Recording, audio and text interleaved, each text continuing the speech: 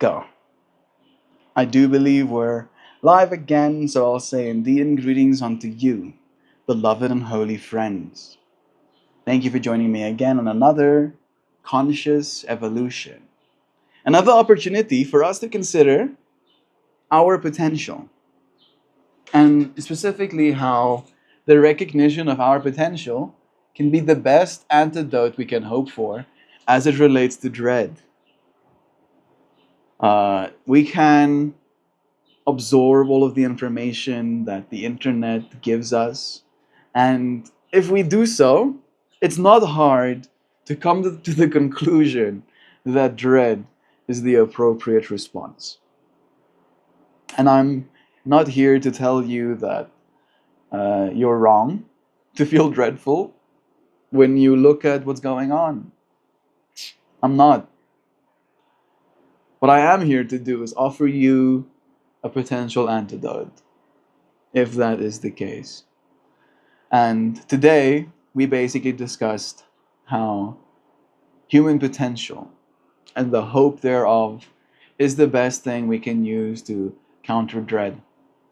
We went down the rabbit hole of discussing the potential changes we will have to see on a societal level, right? How we, instead of seeing individual human beings in dollar terms, right? How much money can this person earn for my company or for my country? Seeing it from the perspective of potential actualized, right? Where the real metric, the real education will have to happen from the perspective of getting people to really acknowledge what it is they see in themselves, right? Making it this pursuit of self-discovery where we help students, know why they're here, to say it in so many words, right? Instead of asking them, we should help them find the answer. We should help them find the answer, right? And then asking them, I think maybe multiple times throughout their lives. I feel like it could be valuable, as a part of the network to understand that. Asking them what potential they see for themselves, what hopes they have for their lives. And then as time progresses, to see how that becomes materialized.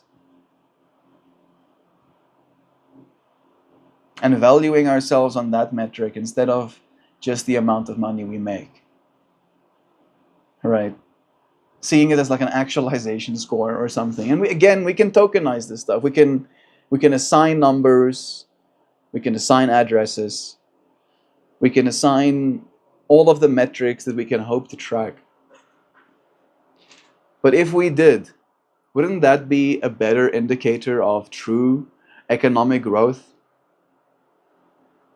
That if you had to do an average of every single person in your country, and it comes as a realization that people are doing the things they thought themselves capable of, right?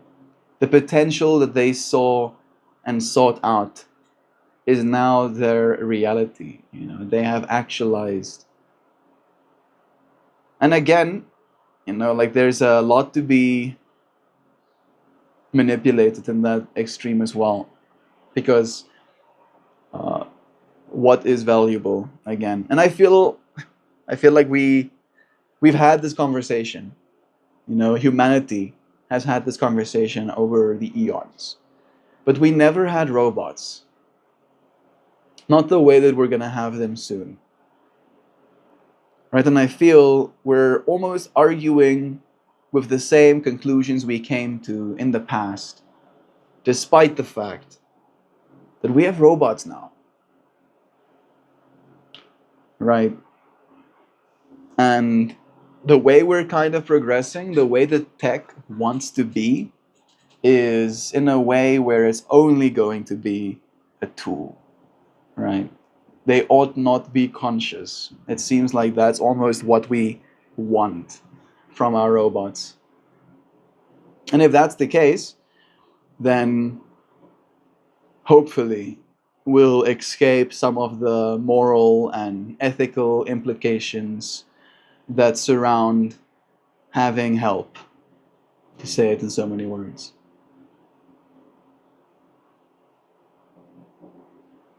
Having help. I like the idea of having a bunch of robots to help me around my world. And I feel the reason for that is because the help they would require of me would be, maybe I help them, get up, or I help them set up their charging station. All right. If something breaks, I can help them by having it repaired, ideally for not that expensive. And I feel that's probably, and this is just me. Like I'm a 20 something year old. Uh, I can't even imagine having a child right now, right? Like having dogs around me all the time makes me realize that I need certain things from life, right? And more stress seems like it's not one of them.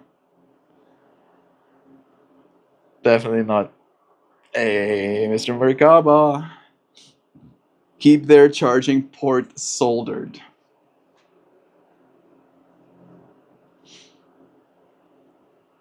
My mind is going down two rabbit holes. Of the one is like destructive, trying to stop it from charging, and the other one is like the tabs got disconnected and then you solder it back on.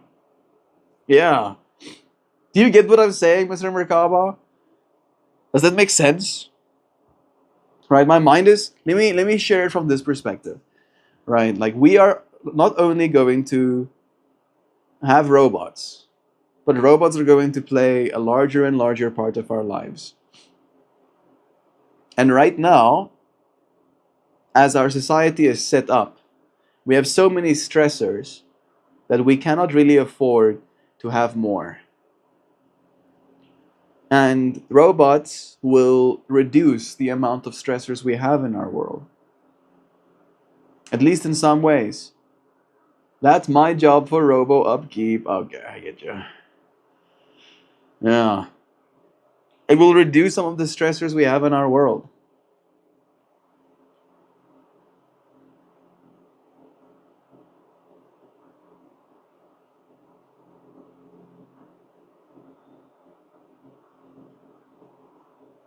But I can also see it shifting the stressors to other places as well.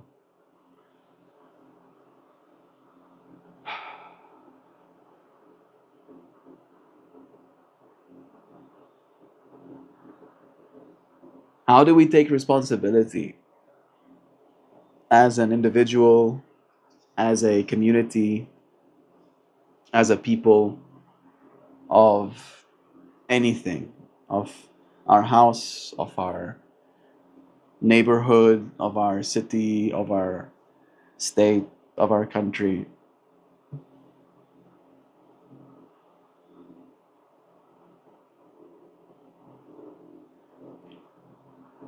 I just think, I believe strongly that we need more information. We need to know more. And we are literally speeding towards knowing more than we ever have every single day. Sentient robots will have to be treated with the golden rule for me to not be damaged emotionally. Me too. I get you. Right? Like I would, if sentient robots existed, I would treat those sentient robots with as much love and respect that I try and treat people with.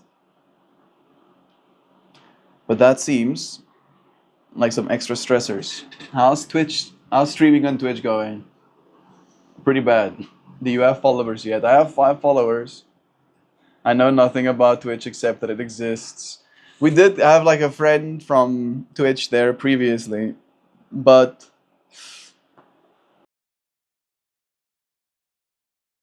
now YouTube is boss. I feel I wanted to share this little part of the conversation again, right? Like there is hope as, and this is maybe another way to say it, more information. We're drowning in its sigh. I don't mean we as individuals need more information. I mean we as individual, when it comes to the collective, needs more information about the individuals, right? So it will be like a the humanity that we think we are doesn't know about its own arms kind of vibes, right? And knowing about its own arms can help it pull that arm away from the fire when it's hot. And robots is gonna make that easier. I trust. I believe because they will be cheap, relatively speaking. All right. Relative to what, Mel? Relative to not having a robot. Relative to that. My hope, my dream. We need more education. Fortunately, those two are interchangeable, right? So the way I see it is that we're going to have better and better AI systems connected to every single person, and then that AI system will be in communication with said person, and it will be able to interpret the needs of, right, and be able to educate simultaneously in the education process, being able to interpret the needs of use this information is abundant. Yeah, the information I'm talking about is literally who is there and what do they need, right?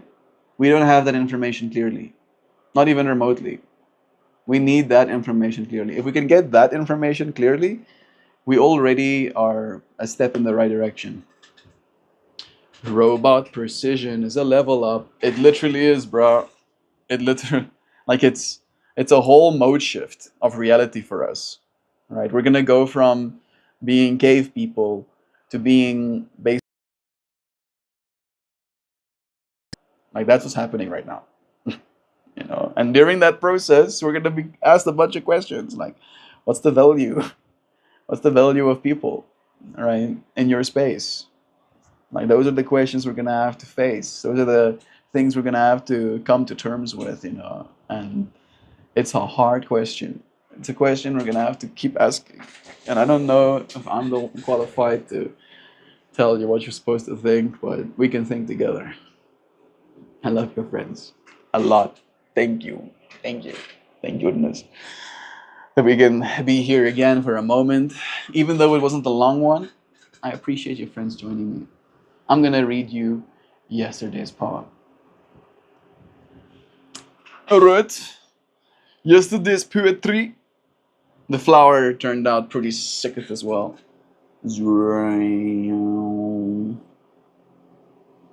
Very yellow.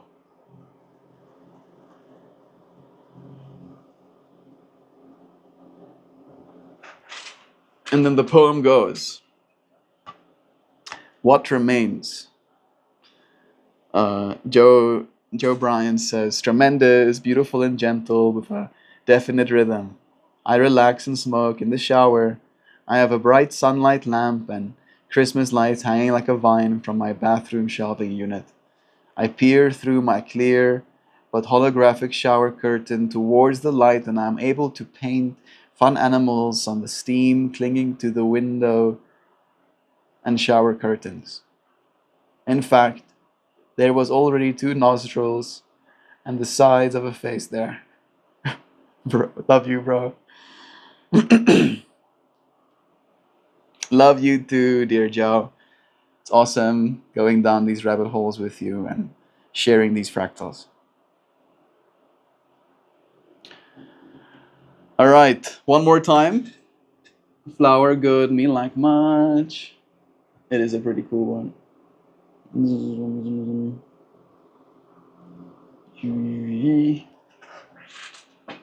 What remains?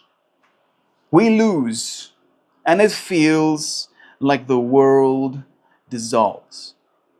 Yet memory lingers like footprints in soft earth. Even as we mourn empty chains and closed doors, something remains. The laughter once shared, the lesson carved into our growing hearts. We think loss is an end, but each ending carries whispers of beginning. Every tear that falls waters the soil where tomorrow's promise grows. The heartbreak reminds us of how fiercely we once loved and how much love we're still capable of. We are not hollowed out, we are shaped anew. In the space that's left behind, we carve room for hope, a place for new stories to take root.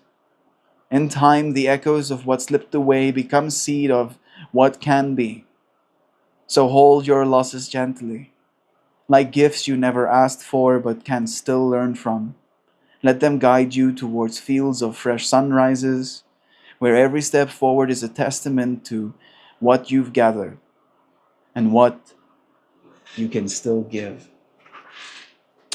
Yeah, yeah, value, right? All right?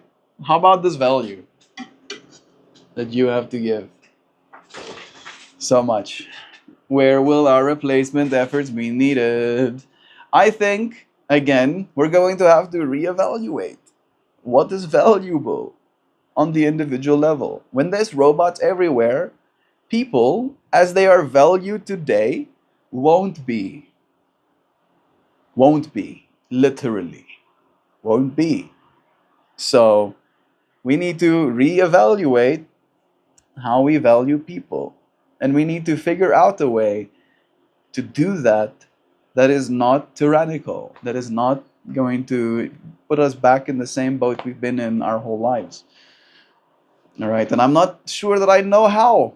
I'm speculating. I'm trying to figure out as well as much as the next person, and I trust that as I keep asking these questions, as we keep asking these questions, we'll find more answers. That as a beautiful reading brother, it hits home. Love is true. You friends are so valued. Despite all we've lost, we still have so much to give. I love you, friends. Thank you for joining me. See you again soon.